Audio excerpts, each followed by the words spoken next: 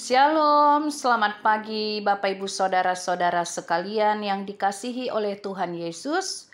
Senang sekali saya bisa lagi menjumpai kita semua pada pagi hari ini untuk kita bersama-sama mendengarkan firman Tuhan. Karena itu Bapak Ibu Saudara-saudara yang dikasihi oleh Tuhan Yesus, sebelum kita mendengarkan firman Tuhan, terlebih dahulu kita berdoa. Ya Bapa di surga, terima kasih Tuhan. Kalau pada pagi hari ini kami masih dapat bersekutu bersama-sama untuk mendengarkan firman-Mu ya Bapa. Karena itu kami terlebih dahulu memohon pertolongan Tuhan melalui kuasa Roh Kudus-Mu yang memberkati hati pikiran kami ya Tuhan, agar firman-Mu boleh menjadi rema bagi kami. Terima kasih ya Bapa. Di dalam nama Tuhan Yesus Kristus, kami berdoa dan mengucap syukur. Amin. Bapak Ibu Saudara-saudara yang dikasihi oleh Tuhan Yesus Kristus, firman Tuhan pada pagi hari ini diambil dari kitab 1 Petrus 1 ayat 23, demikian dikatakan oleh firman Tuhan. Karena kamu telah dilahirkan kembali, bukan dari benih yang fana, tetapi dari benih yang tidak fana, oleh firman Allah yang hidup dan yang kekal. Demikian firman Tuhan. Kalau kita berbicara benih, berarti kita berbicara tentang tumbuh-tumbuhan.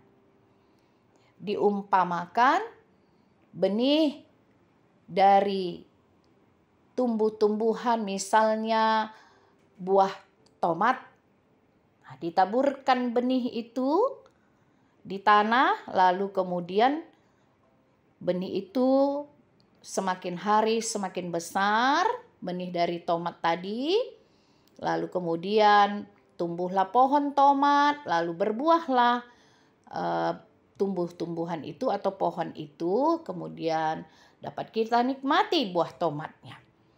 Nah, sehingga kalau dikatakan oleh firman Tuhan, kita hidup dari benih yang tidak fana, yaitu apa?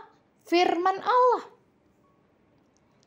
Jadi benih atau firman Allah itu yang dianalogikan dengan benih adalah benih yang hidup.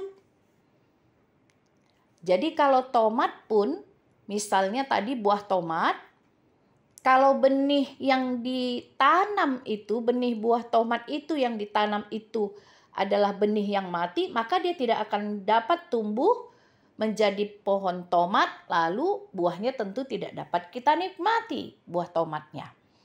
Nah, firman Allah itu benih yang hidup, bukan benih yang mati. Sehingga bagi setiap orang yang menerima benih yang hidup itu, menjadi bertumbuh di dalam firman dan kebenaran Allah, sehingga kita memperoleh hidup dan kehidupan yang kekal. Itu sebabnya dikatakan, karena kamu telah dilahirkan kembali, bukan dari benih yang fana. Setiap orang yang menerima Kristus Yesus dilahirkan kembali. Karena kita menerima firman yang hidup itu. Benih yang hidup, firman yang hidup yaitu Kristus Yesus. Jadi kita dapat hidup. Bapak Ibu Saudara-saudara yang dikasihi oleh Tuhan Allah, kita tidak hanya memerlukan makanan jasmani Bapak Ibu. Kalau kita makan roti pagi-pagi untuk sarapan, makan ayam goreng siang hari, makan telur dadar malam hari, agar perut kita tidak kosong, kita tidak masuk angin, kita tidak menjadi sakit, kita tidak lapar, sehingga jasmani kita sehat. Kalau jasmani kita sehat, rohani kita harus lebih sehat lagi. Karena apa? Karena hidup ini bukan semata-mata karena kebutuhan jasmani yang terpenuhi. Tetapi justru kita hidup itu dari rohani kita yang terutama. Spiritualitas kita yang penting, yang paling penting. Kalau makanan jasmani banyak tersedia. Tetapi spiritualitas kita itu tergantung kita. Mau nggak kita menerima firman itu? Masuk ke dalam hati kita. Mau nggak kita melakukan firman Tuhan? Sehingga kita dapat hidup. Bapak, Ibu, Saudara-saudara, berbicara mengenai firman Tuhan, terlalu banyak yang dapat disebutkan. Satu persatu tidak bisa kita jabarkan bagaimana sebenarnya di dalam firman Allah itu begitu banyak hal yang harus kita pelajari, yang harus kita ketahui, yang menjadi pedoman bagi hidup kita sehingga kita mampu melakukan atau menjalani hidup ini dengan baik dan benar, dengan bersyukur, dengan penuh sukacita, dengan tabah, dengan kesabaran, dan lain sebagainya. Yang ujung-ujungnya membuat kita berkemenangan. Bukan hanya di dunia, bahkan meraih kemenangan untuk dapat masuk ke dalam kerajaan Allah yang kekal. Salah satu contoh yang terdapat dalam firman Tuhan yang sungguh sangat menguatkan kita, salah satunya itu berbicara mengenai iman. Di dalam Lukas 17 ayat 6, Tuhan Yesus berkata, "Kalau sekiranya kamu mempunyai iman sebesar biji sesawi saja, kamu dapat berkata kepada pohon ara ini, terbantunlah engkau dan tertanamlah di dalam laut, dan ia akan taat kepadamu."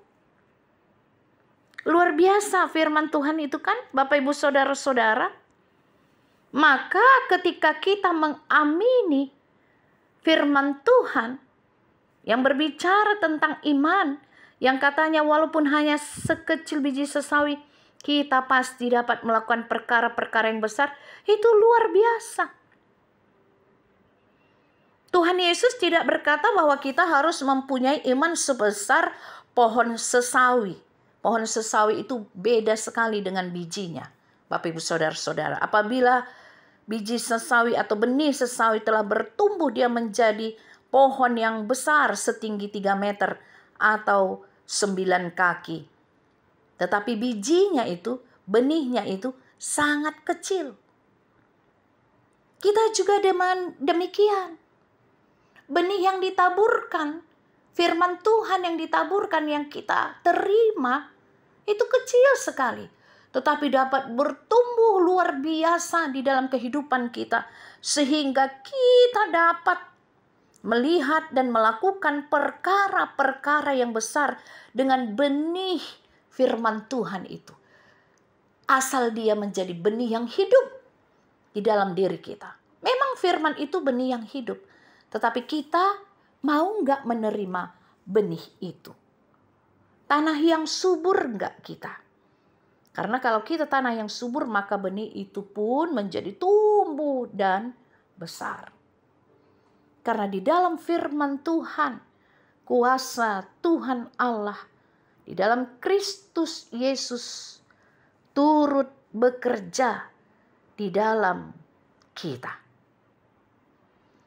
Karena itu, Bapak, Ibu, Saudara-saudara yang dikasihi oleh Tuhan, kita sangat bersyukur karena firman itu begitu hebat, begitu kuat, begitu menyenangkan, yang dapat menyelamatkan kehidupan kita, yang membuat kita bisa berkemenangan. Lalu di dalam firman Tuhan juga ada dikatakan, barang siapa minum air yang akan kuberikan kepadanya, ia tidak akan haus selama-lamanya. Sebaliknya, air yang akan kuberikan kepadanya akan menjadi mata air di dalam dirinya, yang terus-menerus memancar sampai kepada hidup yang kekal. Yohanes 4 ayat 14. Ini juga firman Tuhan yang sangat menguatkan Bapak Ibu Saudara-saudara. Jadi banyak sekali di dalam firman Tuhan itu ya, yang kalau kita baca di Alkitab, yang isinya luar biasa untuk menguatkan kita. Apalagi dikala kita lemah, kita baca firman Tuhan, maka firman itu seperti memberi kekuatan yang luar biasa. Asal kita mau mengamini, mempercayai firman Tuhan itu. Asal kita memiliki pengharapan yang hidup. Itulah karena benih yang hidup itu, firman Tuhan yang hidup itu. Karena kuasa Tuhan Allah turut bekerja di dalamnya. Nah, berbicara barang siapa minum yang air yang akan kuberikan kepadanya. Air yang diberikan Tuhan Yesus adalah air kehidupan yang membawa setiap orang yang meminumnya hidup kekal selama-lamanya. Tetapi ada syaratnya. Kalau meminum air kehidupan berarti kita harus melakukan persekutuan yang terus-menerus secara kontinu, bukan bertahap-tahap, dengan sumber air itu, yaitu Tuhan Yesus Kristus sendiri. Sebab tidak seorang pun yang dapat meminum air hidup itu apabila hubungannya terputus dengan sumber air itu. Karena itu Bapak Ibu Saudara-saudara yang dikasihi oleh Tuhan Allah di dalam Kristus Yesus, hanya Tuhan Yesuslah sumber air hidup.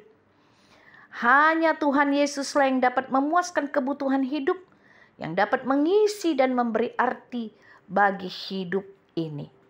Karena itu izinkanlah Tuhan Yesus, firman yang hidup itu, mengisi hidupmu dengan air hidup, dengan roti hidup. Izinkanlah Tuhan berkuasa di dalam diri kita. Izinkanlah benih yang tidak fana itu, benih yang hidup itu, bertumbuh menjadi besar di dalam diri kita. Sehingga semuanya perkara-perkara yang besar atau perkara-perkara apapun juga dapat kita menangkan di dalam kehidupan kita. Amin. Kita berdoa. Ya Bapa di surga, terima kasih untuk firman-Mu yang boleh kami dengarkan pada pagi hari ini. Biarlah firman-Mu itu Tuhan boleh menjadi firman yang hidup di dalam diri kami. Terima kasih Bapa. Terpujilah nama Allah Bapa di dalam Kristus Yesus Tuhan kami. Amin.